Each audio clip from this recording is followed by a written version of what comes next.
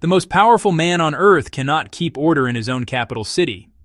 While Vladimir Putin threatens the West with nuclear annihilation and boasts about conquering nations, his own streets are descending into chaos. Moscow, the beating heart of the Russian Empire, is witnessing scenes that would have been unthinkable just 2 years ago. Gangs roam freely through residential neighborhoods.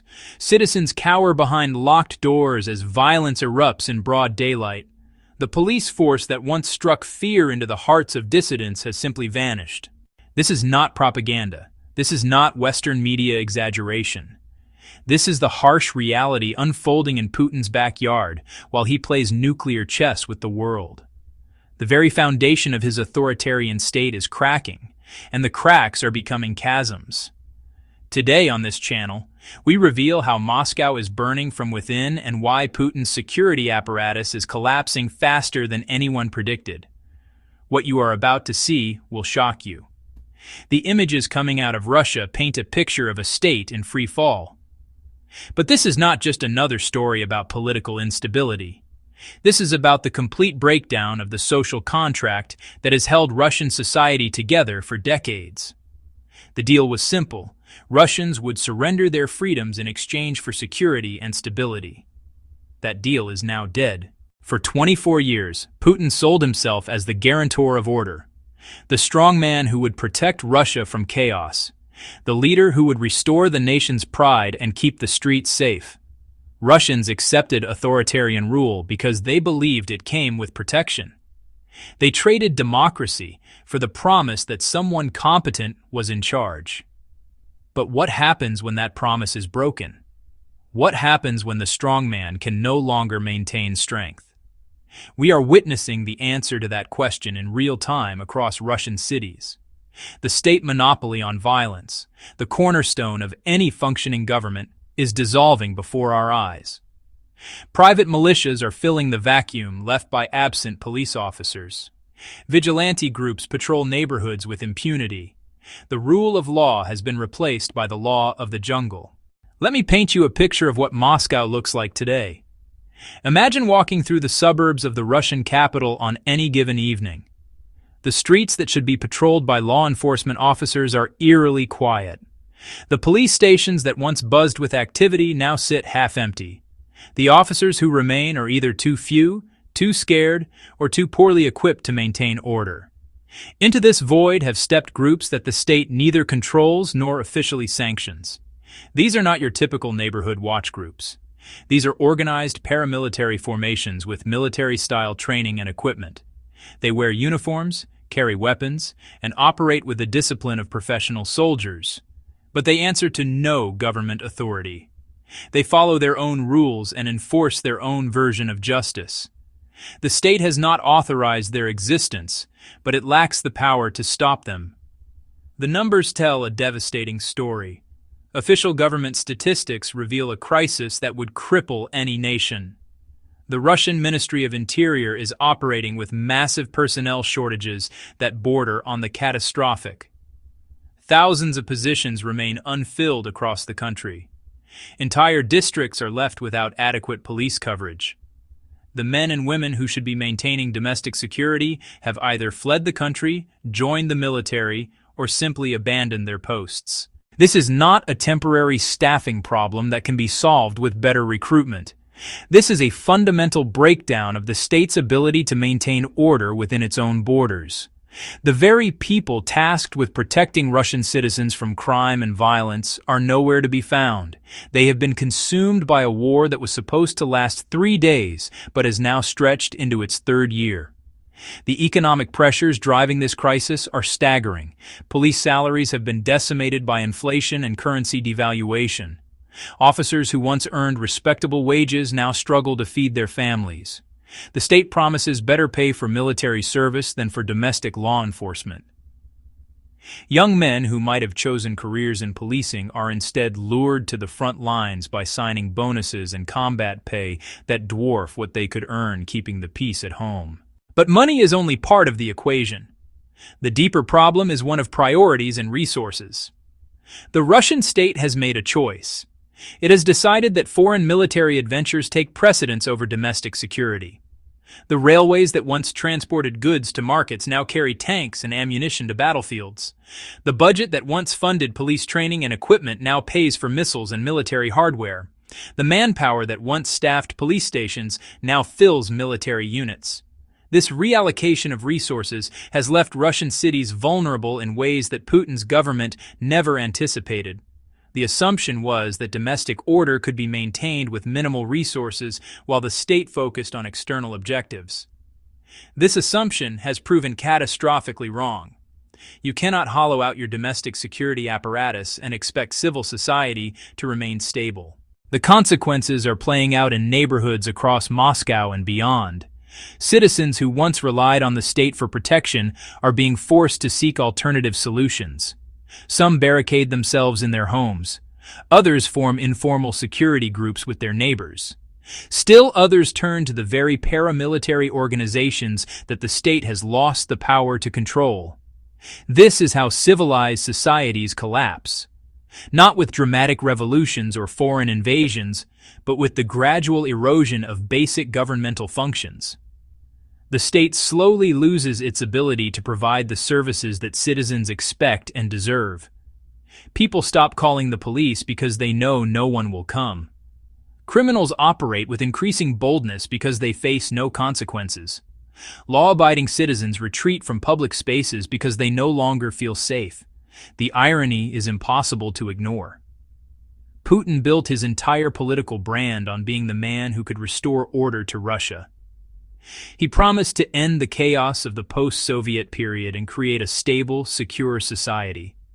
For years, Russians believed this promise was being fulfilled. Crime rates appeared to fall. Public disorder seemed to decrease. The streets felt safer than they had in decades. But this apparent success was built on a foundation of lies and unsustainable policies. The order was maintained through fear and repression rather than legitimate governance. The security was purchased with the sacrifice of civil liberties and democratic institutions. And now, when that system faces its greatest test, it is revealing itself to be hollow and brittle. The war that was supposed to demonstrate Russian strength is instead exposing Russian weakness. The military campaign that was meant to enhance Putin's prestige is destroying his ability to govern effectively. The resources squandered on foreign adventures are desperately needed at home. The resources andered on foreign, squately needed at adventures are desperate home. The transformation of Russian society is happening at breakneck speed. What took decades to build is unraveling in months. The social fabric that held communities together is being torn apart by forces that Putin unleashed, but can no longer control.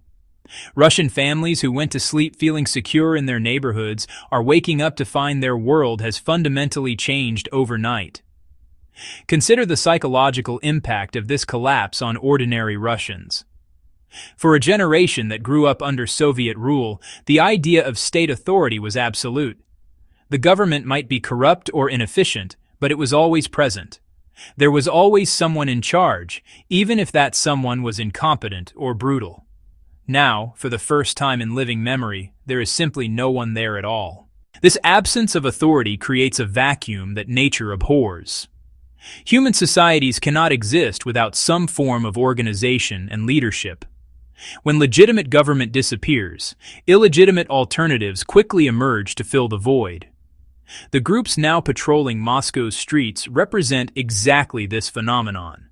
They are not filling a temporary gap until normal services resume. They are becoming the new normal. The regional governors who once served as Putin's loyal administrators are now facing an impossible choice.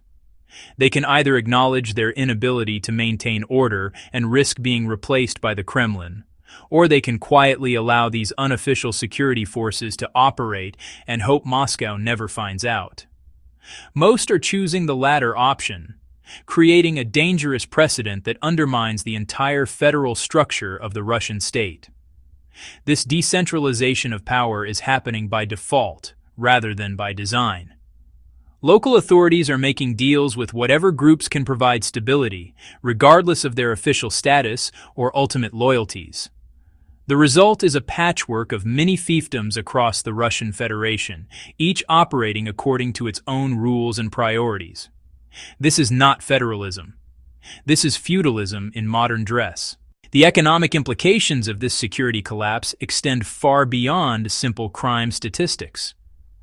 International businesses that once considered Russia a stable emerging market are reassessing their positions.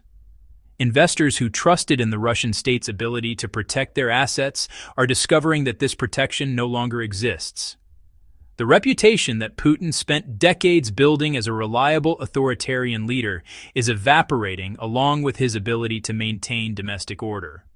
Foreign corporations operating in Russia are quietly increasing their security budgets and reducing their exposure. Some are relocating critical personnel to safer jurisdictions. Others are implementing contingency plans that assume continued deterioration of the security situation. The business community, always sensitive to political risk, is voting with its feet and its capital. This economic exodus creates a vicious cycle that accelerates the security collapse. As businesses leave, tax revenues decline. As tax revenues decline, the government has even fewer resources to devote to domestic security. As security deteriorates further, more businesses leave. Each departure makes the next one more likely and more necessary. The international community is watching these developments with a mixture of fascination and horror. Western intelligence agencies that once focused primarily on Russian military capabilities are now devoting significant resources to understanding the domestic situation.